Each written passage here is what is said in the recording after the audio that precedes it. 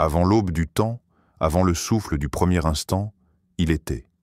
Non pas dans un lieu, ni dans un instant, ni même dans une attente. Il était, et rien d'autre. Aucune ombre, aucun second, aucun autre. Et pourtant, ce mystère invisible entoure toute chose. L'homme cherche Dieu dans les hauteurs, dans les signes du monde, dans les mots, dans les traditions, mais ne réalise pas que chercher, c'est déjà introduire une distance. Et où pourrait-il être absent? Celui qui n'est jamais entré nulle part, ni sorti de rien. Le regard s'égare quand il veut fixer l'infini, car il n'a ni forme à dessiner, ni limite à nommer. Il n'est pas sujet à nos « où » ni à nos « quand ». Ce n'est pas dans la géométrie des directions, ni la logique du raisonnement que l'on le perçoit. C'est dans le silence de l'âme, là où la pensée meurt et où naît la certitude intérieure. Il n'est pas ce que l'on peut atteindre, mais celui qui enveloppe toute chose sans y être contenu. Le nom que nous prononçons n'est qu'un voile. L'image que nous avons de lui est un miroir trouble que l'on tient face à la lumière. Il n'a pas besoin qu'on l'appelle pour être, ni qu'on le définisse pour exister, car avant le langage, avant la conscience même, il était, sans besoin d'un nom, sans besoin d'un témoin. Comme le révèle le Coran dans la sourate Al-Hadid, c'est lui le premier et le dernier, l'apparent et le caché, et il est omniscient sur toute chose. Sourate 57, verset 3. Ces mots ne font pas que nous informer. Ils nous arrachent à l'illusion de la séparation. Il est le fil invisible qui relie tout. Il est le cœur battant de l'univers silencieux. Il est maintenant, comme il a toujours été, pur, entier, sans avant ni après. Lorsque l'on prononce un nom de Dieu, on pense l'invoquer. On croit l'approcher, le nommer, le comprendre peut-être. Mais qui peut nommer celui dont le nom est lui-même? Qui peut désigner celui dont le nom n'est pas une étiquette, mais la réalité même? Ce que nous appelons « nom » n'est pas un mot posé sur une chose, comme un vêtement qu'on enfile à un objet. Le nom divin est la présence. Le nom divin est l'être. Dieu n'est pas séparé de ses attributs. Il n'a pas besoin d'être qualifié pour être. Il n'y a pas lui et ses noms. Il n'y a que lui. Lorsque nous disons « Ar-Rahman », le tout miséricordieux, ce n'est pas une qualité ajoutée à Dieu, c'est Dieu lui-même qui se manifeste dans sa miséricorde. Lorsqu'on l'appelle Al-Hayy, le vivant, ce n'est pas une catégorie décrivant une essence, c'est son être, sans séparation. C'est là le piège de la langue humaine, vouloir parler de Dieu comme s'il était un sujet parmi d'autres, comme si on pouvait le circonscrire par des mots. Mais le nom et le nommer sont un. Il n'y a pas deux entités, l'une désignant l'autre. C'est pourquoi, selon Ibn Arabi, toute tentative de définir Dieu devient un voile. Elle crée une distance là où il n'y en a jamais eu, car en vérité, il n'y a rien d'autre que lui. Il n'y a pas d'intermédiaire, pas de relais entre le Créateur et sa création. Il est la parole, le message, le messager et celui qui reçoit. Le Coran nous le dit avec une clarté qui traverse les siècles dans la sourate Taha. Dieu, point de divinité à part lui, à lui appartiennent les plus beaux noms. Sourate 20, verset 8. Ces noms ne sont pas des ornements. Ils sont la lumière même par laquelle il se fait connaître. Mais il reste voilé par sa propre unicité, car rien ne peut le contenir, même pas les lettres de ses noms. Il est l'origine pure de toute chose. Et celui qui pense pouvoir le décrire s'éloigne déjà de sa réalité. Il y a un lieu où toute science échoue, une frontière invisible où les mots deviennent cendres, où l'intellect trébuche, où le cœur lui-même devient muet. Ce lieu, c'est le sanctuaire de sa connaissance. Non pas la connaissance que l'on accumule, mais celle qui est pure présence, pure vérité.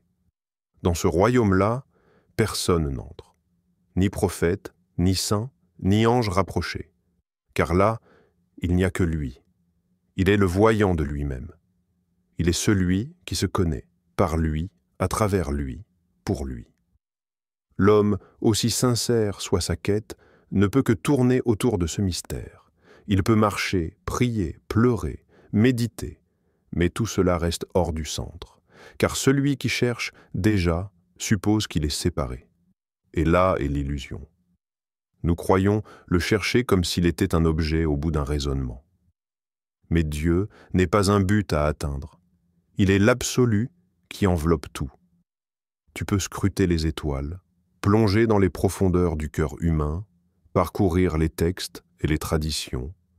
Tu ne feras qu'approcher les reflets, les traces, les ombres de sa présence.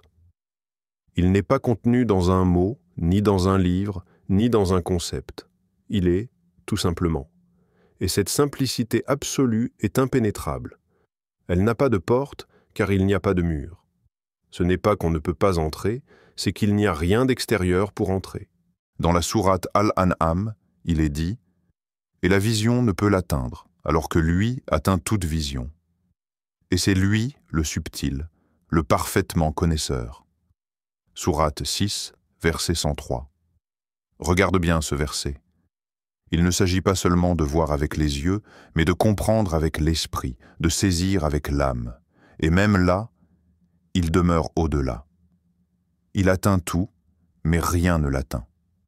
Car il est le centre immobile de tout ce qui existe. Il est la lumière que nulle perception ne peut contenir. Alors, abandonne l'idée de le comprendre. Et dans ce vide, tu rencontreras peut-être l'écho de sa présence, silencieuse, mais réelle. Il est une vérité que peu osent affronter. Ce n'est pas en fuyant loin de soi que l'on trouve Dieu, mais en plongeant profondément à l'intérieur. Le chemin qui mène à lui ne serpente pas dans les cieux ou au sommet des montagnes. Il commence là, dans le silence de ton être. Ce que tu prends pour toi, ce que tu appelles ton moi, ton âme, ton identité, tout cela n'est qu'un voile fin posé sur un mystère plus vaste. Et ce mystère, c'est lui.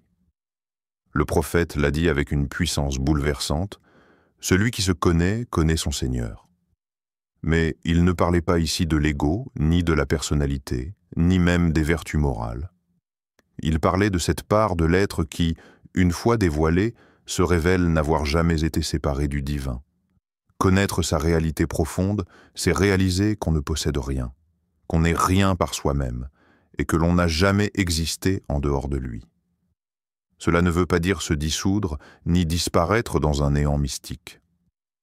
Cela signifie se voir avec clarté, sans les couches d'illusion que le monde et la pensée ont déposées. Ce que tu appelles « toi », ce centre que tu crois permanent, n'est qu'un reflet dans l'océan infini de Dieu. Et ce reflet, quand il se calme, laisse apparaître la source.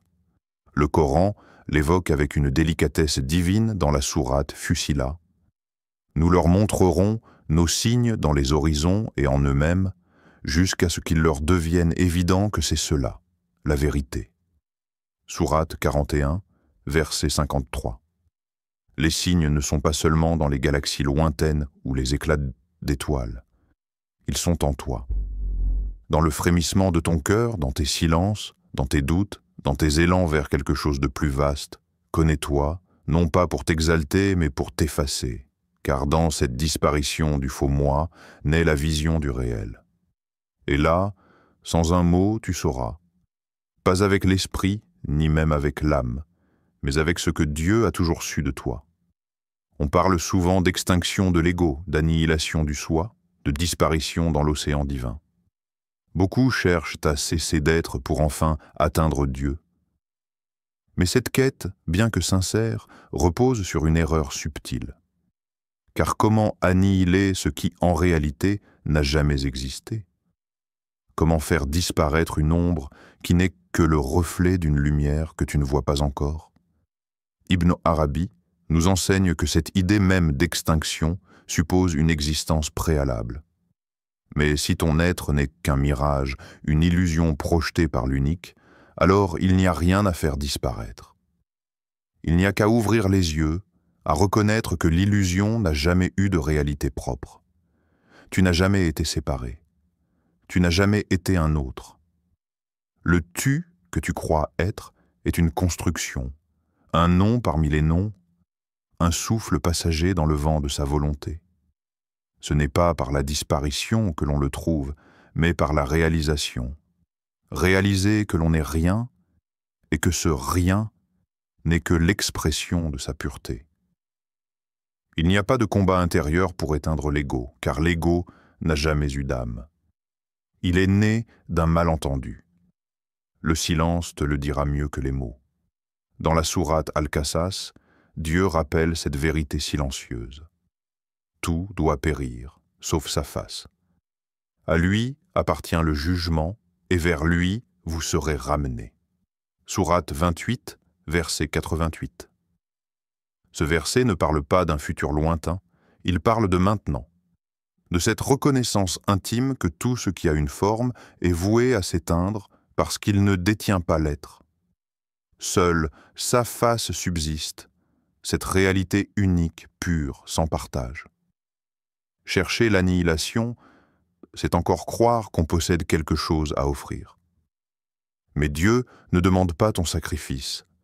Il t'invite simplement à voir que tu n'es pas, et que tout ce qui est, c'est lui. Il existe un polythéisme plus subtil que celui des idoles.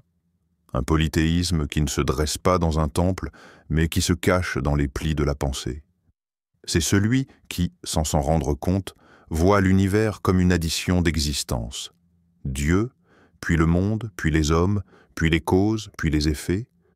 Mais toute séparation est une trahison de l'unicité.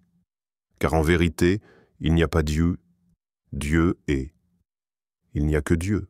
Croire qu'il existe autre chose que lui, même dépendante de lui, même émanant de lui, même disparaissant en lui, c'est déjà donner à cette chose une existence en propre. C'est la racine du shirk, l'association. Et cette association, même déguisée en spiritualité ou en philosophie, reste une offense à l'unité divine. Celui qui voit deux, même pour les unir, est encore loin de la réalité. Car le vrai tawhid n'est pas d'affirmer que Dieu est un, mais de voir qu'il n'y a rien d'autre. Même dire « tout vient de lui » peut être un piège si l'on croit que ce qui vient de lui existe séparément de lui. Non. Il n'y a pas de pôle. Il n'y a que l'essence unique, infinie, permanente. Tout ce que tu crois voir, le bien, le mal, la création, la disparition, ne sont que des reflets, des apparences, des voiles jetés sur l'absolu. Et chaque fois que tu leur accordes une réalité autonome, tu ériges une idole sans le savoir. Le Coran frappe cette illusion en plein cœur dans la sourate Al-Ikhlas. Dit, il est Dieu, unique.